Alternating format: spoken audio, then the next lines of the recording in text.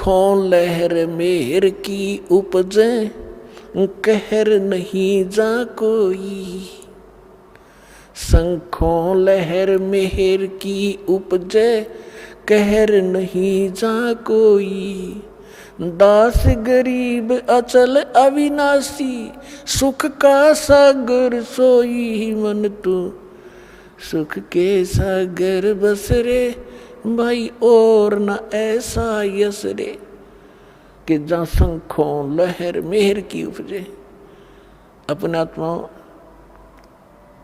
अब हम 5 तत्वों से बने हुए पुतले में रहते हैं।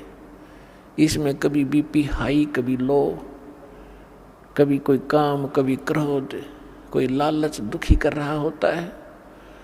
हम सड़ रहे हैं इसके अंदर, अपने कर्म बिगाड़ रहे हैं। अन्वेलना वही है जो लिख रखा आपके प्रारब्ध में, आपकी किस्मत में। इसे अधिक नहीं मिलेगा, इसे न्यून भी नहीं रहेगा, कम भी नहीं रहेगा।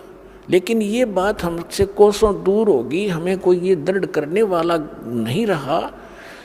अब तो घर में भी ना रहे, सब ने माया जोड़न की ट्रेनिंग ले रखी है।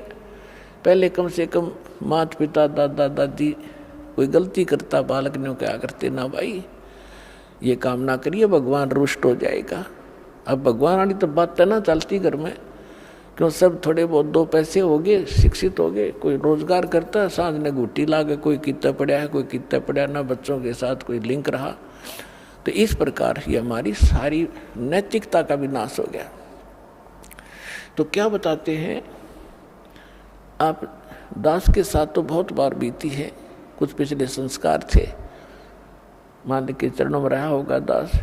तो कई बार जब अकेला होता हूँ, एक आध बार ऐसी हिलोर उठती है अंदर से, चाहे हमें किसी ने हमें कितना ही सता रखा हो, कितना दुख दे रखा हो, चाहे कुछ पैसे भी मार रखे हों, चाहे कभी गाली गलोच भी कर रखा हो, उसके प्रति भी दोष नहीं रहता। वो भी अपना सा दिखाई देता है। वो रहती है कुछ थोड़े समय के लिए, वो जो लहर सी उठती है कुछ देर तक रहती है, उसमें कोशिश भी न करें उसके प्रति द्वेष पैदा हो, नहीं होता। और उस लहर के जाने के बाद, उस तरंग के जाने के बाद फिर वो खसड़ा भरा होता है, उसने ऐसा क्यों बोला, उसने ऐसा क्यों कह दिया है, अब ये करूँगा, वो करूँगा, फलाना करूँगा। तो वो जो मेहर की लहर थी वो थी जिसमें किसी के प्रति दोष द्वेष नहीं आ रहा था। और कैर की लहर वो शुरू होगी जब आम रहती है हमारे अंदर। तो इसके विषय बताता है कि उस सतलोक के अंदर गरीबदास साहिब जी कह रहे, शंखों लहर मेहर की उपजे, और कहर नहीं जहाँ कोई दुख है नहीं। अपने आत्माओं, आप यहाँ आए हुए हो सतलोक आश्रम बरवाला, जिला हिसार, हरियाणा में। चाहे कोई 4 दिन से आ रहा है, कोई 10 दिन से, कोई 2 दिन से। अब यहाँ क्या दिक्कत है आपको? वो जानबूझ के अपने स्वभाववश कोई प्रॉब्लम पैदा करो, वह दूसरी बात है। किसी के साथ खसो तो यहाँ को बैठ गया, मैं बैठूंगा। या धरती सारी एक जैसी है, एक जैसे मैट बिछ रहे, कितना चद्दर बिछा और लेट जाओ, बना बनाया खाना मिल रहा है। परमात्मा ने अपने बच्चों के लिए दूध की नदी बहा रखी, और यहाँ पर सारे सदा व्रत खोल रखा, चाह की केटली भर के दर रखी, अड़ाओ गिलास पियो गटगट कीता बैठ के। तो यहाँ आपने, यहाँ क्या दुख है, क्या द्वेष है किसके साथ? तो वहाँ सतलोक की ये मिनी रिहर्सल है। उस वो वाला सुख तो यहाँ स्वप्न में भी नहीं है, लेकिन उसकी रिहर्सल है ये। तो जब आप वहाँ जाओगे, बहुत बड़ा क्षेत्र आपका अपना इंडिविजुअल है।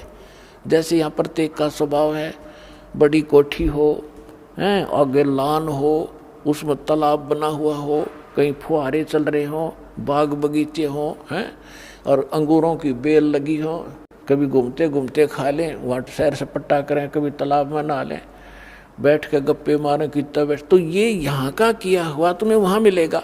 अब आप स्टूडेंट है, मनुष्य जीवन प्राप्त प्राणी, और जो स्टूडेंट यहाँ की ये कर रहा है, यहाँ की संपत्ति जोड़ने में लग गया, वो विद्यार्थी नहीं है, वो भक्त नहीं है। आपको जो आवश्यक वस्तुएं हैं वो बनाओ। गर्मी सर्दी से बचने के लिए मकान की आवश्यकता बनाओ, जैसा आपकी सुविधा भगवान ने आपको प्रारब्ध में दिया उतना ही बनाओ, ज़्यादा नहीं। आज की वर्तमान की आवश्यकता है, मोटरसाइकिल, कार है, व्हीकल है, ये भी ले लो, कोई बड़ी बात नहीं। और आप देख लेना, विश्वास रखना, सच्चे दिल से लगे रहना। जो वर्तमान आधुनिक आवश्यकताएं आपकी सारी पूरी करेगा आपको परमात्मा। मोटरसाइकिल वाले को मोटरसाइकिल जरूरत है वो ही देगा, तो आप याद रख लेना। लेकिन सदुपयोग करना, सत्संग के लिए उद्देश्य रखना कि मुझे भगवान कोई व्हीकल दे तो आपकी महिमा सुनने के लिए हम सह परिवार आए, इस तरह की भावना बना कर रहना। तो वो जो आवश्यक वस्तु है आपको यहाँ अवश्य देगा। तो वहाँ वो सारा सुख वहाँ सतलोक के अंदर है। तो वहाँ राग द्वेष आप पर ही बने, कोई अभाव नहीं किसी चीज का। या तो चोर जब करेगा जब उसको भूखा मर रहा होगा, या उसने लोगों की तरह कोठी बनाने की होड़ लगी हुई होगी, तो तब आपकी इस ज्ञान से वृत्ति हटेगी जो हमारी एक पशु पक्षी जैसी वृत्ति थी। जैसे गोबर का भूंड हमने देखा खेतों में, गोबर का भूंड, ये पहले मनुष्य था जो घना धन जोड़ दिया बैंक में बनाने वाला, फिर वो भूंड बन गया। हमने देखा पशु गोबर कर देते खेतों में, और भूंड और भूंडनी वह दोनों पति पत्नी उस गोबर ने इकट्ठा करने में सारा दिन लगे रहे, और बना के उसके गोले और बिलमट ठोक ले, और उन इकट्ठा करते करते को पशु के पैर के नीचे आकर दोनों मर जा, वो गोबर इकट्ठा करा रह गया। तो हम उसी व्यक्ति के जीव हैं जो भक्ति नहीं करते, इस ज्ञान से परिचित नहीं है। बैंक जोड़ लिया, कोठी बना ले हैं, और पता नहीं के बना कर प्लाट लेकर डाल दो, घोड़े पीछा के हो जाएंगे, कल मृत्यु हो जा, परसों गधा बना कर वहीं घूम रहा होगा उस प्लाटों के अंदर से। तो ये इस ज्ञान से आपको, ये सत्य ज्ञान है, ये गॉड गिवन स्पिरिचुअल नॉलेज है, किसी डूम बाट के गीत नहीं है ये आपके घड़े काम आएंगे। तो इससे आपकी वो जो हवस थी बकवादों की वो खत्म हो जाएगी। तो वो खत्म होगी, घर में बरकत आप पर देगा। क्यों बीड़ी शराब मांस तम्बाकू हम छुटवाएंगे, वो तो हाथ लान नहीं दे, जो वाहियात का खर्चा था, और शरीर नाशक और भक्ति नाशक। और फिर ब्याह शादी में खर्च नहीं करने देंगे, फिर भक्त नहीं, जे बकवाद करेगा तो फिर पैसा चाहिएगा किस लिए तुमने, किस लिए माया के पीछे भागोगे। और जो आवश्यक वस्तु होगी भगवान आपके आगे रखेगा। जैसे माता पिता बालक के लिए सुबह दूध कटोरा भर के ले बेटा पी, जो अनजान है ले पी, तो ऐसे रखेगा आपके सामने। जब इसके हो जाओगे तुम, अभी तो आप काल की फर्द में बैठे डे हुए, उसकी रजिस्ट्री हो रही है आपकी काल के, ये परमात्मा उससे अपनी फर्द में लेगा, आपको अपने नाम करावेगा, और फिर आपको पार करेगा, आपको भक्ति देगा, मोक्ष देगा, सुख देगा।